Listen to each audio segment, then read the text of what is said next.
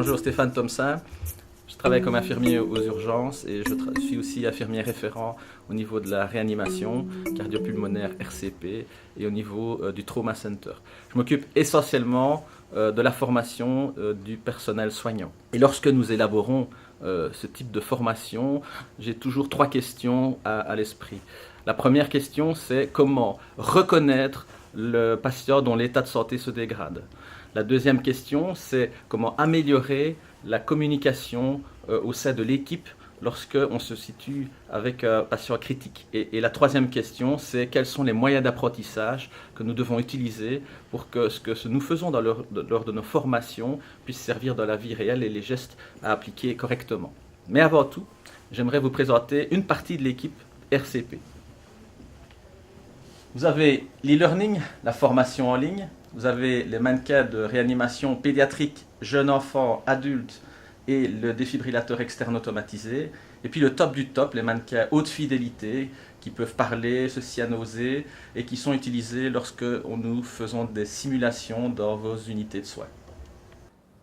L'e-learning ou formation en ligne, son objectif est d'apprendre ou de renforcer les connaissances des premiers gestes à réaliser en cas de défaillance cardiaque. Vous pouvez utiliser des petites vidéos, des quiz, un QCM. Et le public cible est bien évidemment le personnel soignant, mais pas que, il est également accessible au personnel non soignant. L'avantage de cette formation, c'est qu'elle peut être suivie sur un ordinateur de la Citadelle, mais aussi sur la plateforme extranet de l'hôpital. C'est peut-être l'occasion de former la famille à la maison aussi. Un e-learning Traumacita existe également sur le même format que celui de la RCP. Il est destiné au personnel des urgences et aux autres membres du Trauma Center, les soins intensifs, la radiologie, la transfusion et la salle d'opération. Et puis pour terminer, ces fameux mannequins qui parlent, ces cyanosent, convulsent, ici c'est le top de l'apprentissage. La prise en charge d'un de ces mannequins dans votre unité de soins permet d'analyser le travail en équipe, la communication, les procédures. C'est optimal pour transférer l'apprentissage ainsi effectué vers les situations de la vie réelle.